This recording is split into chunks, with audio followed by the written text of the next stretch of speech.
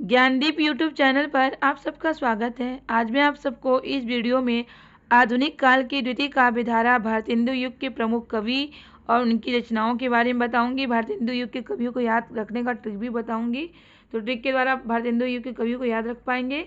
भारतेंदु युग से जितने भी इंपॉर्टेंट पॉइंट बनते हैं एग्जाम में, सारे पॉइंट लेकर आई हूँ, तो आप वीडियो को लास्ट तक जरूर देखें, क्योंकि इसी तरह के क्वेश्चन एग्जाम में बनते हैं भारतेंदु युग से।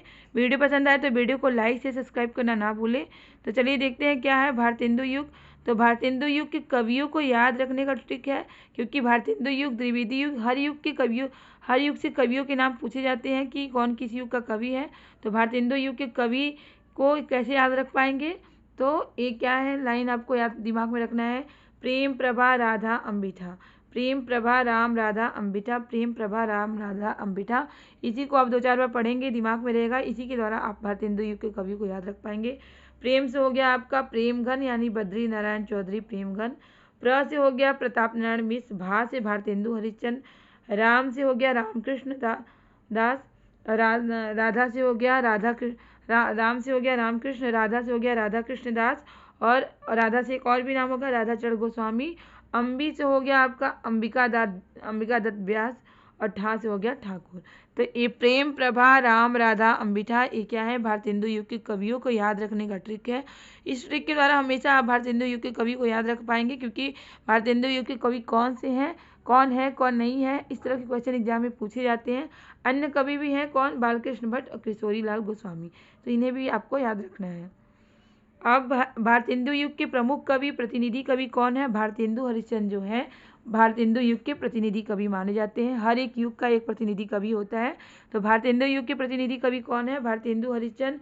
क्यों भारतेंदु हरिश्चंद्र भारतेंदु युग के भारतेंदु युग के प्रतिनिधि कवि क्यों हैं, क्योंकि भारतेंदु युग में इनका विशेष योगदान रहा है, इसीलिए इन्हीं के नाम पर इस युग का नाम क्या पड़ गया, भारतेंदु युग पड़ा। किसके नाम पर, भारतेंदु हरिश्चंद्र के नाम पे इस युग का नाम क्या पड़ा, भारतेंदु युग पड़ा, क्योंकि भारतेंदु युग में इनका विशेष योगदान रहा है, किसका, भारतेंदु हरिश्चंद्र का। तो चलिए जानते हैं इनके बारे में, पहले इनके जीवन वृत्त के बारे में जानते हैं। इनका जन्म कब हुआ था, 9 सितंबर 1850 ईस्वी में वाराणसी, उत्तर प्रदेश के वाराणसी में इनका जन्म हुआ था।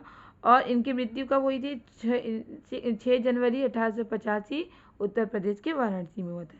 इनके पिता का नाम गोपाल चंद्र है। इनके गुरु का नाम, भारतेंदु हरिश्चंद्र जी के गुरु का नाम पूछ लिया था एग्जाम में, तो इनके गुरु का नाम है राजा शिव प्रसाद सितारे हिंद।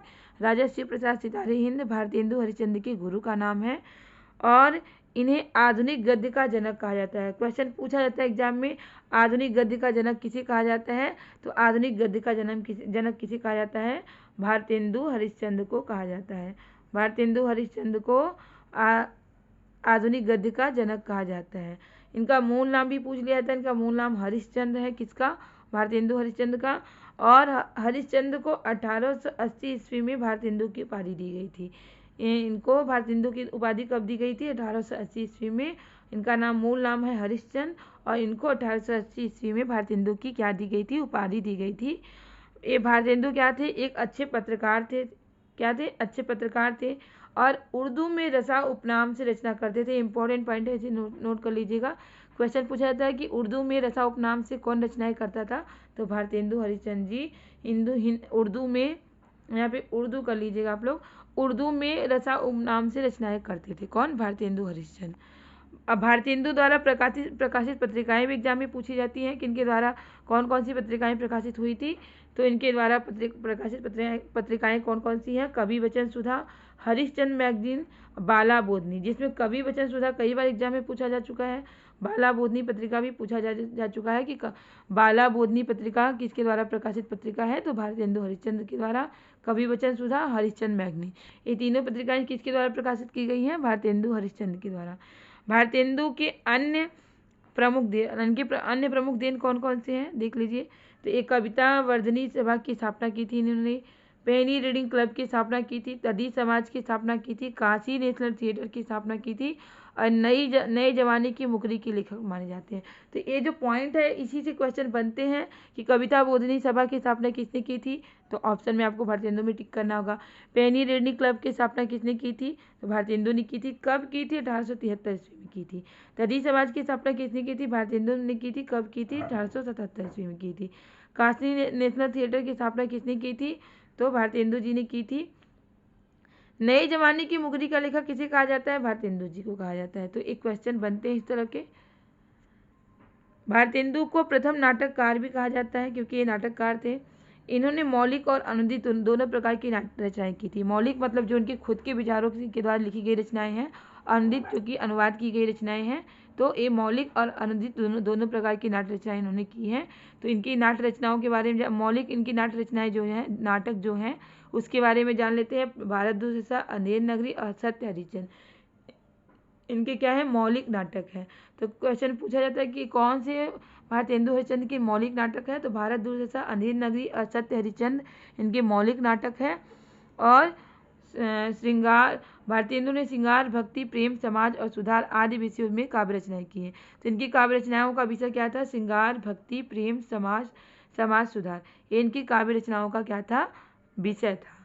बंदर सभा, बकरी विलाप, चतुरंग, मुख प्रश्न इनकी हास्य व्यंग रचनाएं हैं। तो भारतेंदु हरिश्चंद्र की हास्य व्यंग रचनाएं कौन कौन सी है, बंदर सभा, बकरी विलाप, चतुरंग, मुख प्रश्न। इन्होंने व्यंग रचनाएं भी की है, हास्य व्यंग रचनाएं। तो ये इनकी हास्य व्यंग रचनाएं हो गई। भारतेंदु की भारतवर्ष की उन्नति कैसी हो सकती है, इंपॉर्टेंट निबंध है इनका, महत्वपूर्ण है। कई बार एग्जाम में पूछा जा चुका है कि इनका प्रसिद्ध निबंध कौन सा है भारतेंदु हरिश्चंद्र जी का। तो भारत की उन्नति कैसे हो सकती है, इनका प्रसिद्ध निबंध है।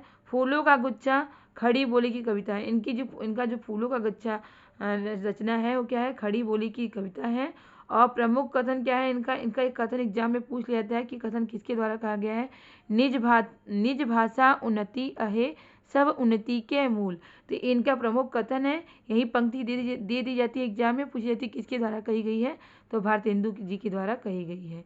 किसके द्वारा कही गई है, भारतेंदु हरिश्चंद्र जी के द्वारा कही गई है। अब इनके प्रमुख रचनाओं के बारे में जान लेते हैं। तो इनके मौलिक नाटक के बारे में जानते हैं। इनका मौलिक नाटक जो भारत दुर्दशा है 1880 ईस्वी में लिखा गया था। इसमें भारत की तत्कालीन स्थिति दुर्दशा का वर्णन किया गया है। तो क्वेश्चन पूछा जाता है कि भारत दुर्दशा जो भारतेंदु जी का नाटक है, इसमें क्या वर्णन किया गया है, तो भारत की तत्कालीन स्थिति और दुर्दशा का वर्णन किया गया है। सत्य हरिश्चंद्र जो नाटक है, इसमें सत्य हरिश्चंद्र, राजा हरिश्चंद्र जो थे, उन्हीं की कथा का वर्णन किया गया है। वैदिकी हिंसा न भवती, ये भी इनका है। अंधेर नगरी में भारत में निरंकुश शासन व्यवस्था का वर्णन किया गया है। इनका अंधेर नगरी जो नाटक है, उसमें भारत की निरंकुश जो शासन व्यवस्था का क्या किया गया है, वर्णन किया गया है। अब इनके अनुदित नाटक के बारे में जान लेते हैं। अनुदित नाटक मतलब जो कि अनुवाद की गई है, दूसरों की रचनाओं का इन्होंने अनुवाद किया है। तो ये इनके अनुदित नाटक है। तो अनुदित नाटक क्या है, कर्पूर मंजरी, भारत जननी और दुर्लभ बंधु, ये इनके अनुदित नाटक है। निबंध संग्रह भी इनके कौन कौन, कालचक्र और भारत की उन्नति कैसे हो सकती है, इंपॉर्टेंट है। कई बार एग्जाम में पूछा जा चुका है कि भारत की उन्नति कैसे हो सकती है, क्या है, निबंध संग्रह है। और किसका निबंध संग्रह है, भारतेंदु हरिश्चंद्र जी का निबंध संग्रह। काव्य संग्रह से इनके क्वेश्चन पूछे जाते हैं। तो प्रेम माधुरी, प्रेम फुलवारी, प्रेम मालिका, प्रेम प्रभात, प्रेम प्रलाप, भारत, बकरी बिलाप जो कि हास्य व्यंग क्या है, काव्य संग्रह है। रिपुनाष्टक, इनके काव्य संग्रह है। तो काव्य संग्रह को आप लोग नोट कर लीजिएगा क्योंकि काव्य संग्रह से भी क्वेश्चन बनते हैं इनके। अब भारतेंदु जी की भाषा भी पूछ लेती है। इनकी भाषा कैसी थी, ब्रज भाषा थी। इनकी मृत्यु क्या हुई थी, सबसे कम आयु में इनकी मृत्यु हुई थी। अल्प आयु में इनकी मृत्यु हुई थी। कब, 35 वर्ष की उम्र में। 35 वर्ष की उम्र में इनकी मृत्यु हुई थी, किसकी, भारतेंदु हरिश्चंद्र की। अब बद्री नारायण चौधरी प्रेमघन जो है, ये भी भारतेंदु युग के भारतेंदु मंडल के कवि हैं। तो इनकी रचनाओं के बारे में, इनके जन्म वृत्त के बारे में जान लेते हैं, जीवन वृत्त के बारे में।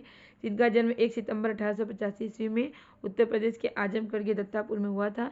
इनके पिता का नाम है गुरुचरण लाल, पंडित गुरुचरण लाल है। और ये भारतेंदु मंडल के प्रमुख कवि। देखिए भारतेंदु युग में भारतेंदु मंडल के जो कवि थे, वे इनमें क्या थे, बद्री नारायण चौधरी जो थे प्रमुख कवि थे भारतेंदु मंडल के। और इनकी भी भाषा क्या थी, ब्रज भाषा थी। और प्रेमघन ने 1874 ईस्वी में रसिक समाज की स्थापना की। तो क्वेश्चन पूछा जाता है कि रसिक समाज की स्थापना किसने की थी, बद्री नारायण चौधरी प्रेमघन ने की थी। प्रेमगन की कविता देश और जातीयता से जुड़ी थी, मतलब इनकी कविताओं में देश प्रेम और जातीयता देखने को मिलती है। इनकी प्रमुख कृतियाँ कौन कौन सी हैं जान लेते हैं। भारत सौभाग्य, प्रयाग रामगमन, हार्दिक हर्षादर्श, भारत बधाई, वीरांगना, रहस्य, आनंद अरुणोदय एग्जाम में पूछा जाता है कि आनंद अरुणोदय किसकी काव्य कृति है, तो प्रेमघन, बद्रीनारायण चौधरी प्रेमघन की काव्य कृति है। इनकी संपूर्ण काव्य कृति प्रेमघन सर्वस्व में संकलित है। इनकी जितनी भी काव्य कृतियाँ हैं सारी काव्य कृतियाँ प्रेमघन सर्वस्व में संकलित हैं। अब ये जैसे प्रेम भारतेंदु जी रसा उपनाम से उर्दू में कविताएं करते थे, वैसे प्रेमघन अब्र नाम से उर्दू में, अब्र उपनाम से उर्दू में रचनाएं करते हैं। तो क्वेश्चन पूछा जाता है कि ऐसा कौन सा कवि है जो कि अब्र उर्दू में अब्र नाम से कविताएं लिखता था, तो प्रेमघन। प्रताप नारायण मिश्र, इनके जीवन वृत्त के बारे में जान लेते हैं। इनका जन्म 24 जनवरी 1885 बैजे गांव, उत्तर प्रदेश के उन्नाव और बैजे गांव में हुआ था। ये ब्राह्मण हिंदुस्तान पत्र के संपादक थे। तो क्वेश्चन पूछा जाता है ब्राह्मण हिंदुस्तान पत्र के संपादक कौन थे, तो प्रताप नारायण मिश्र।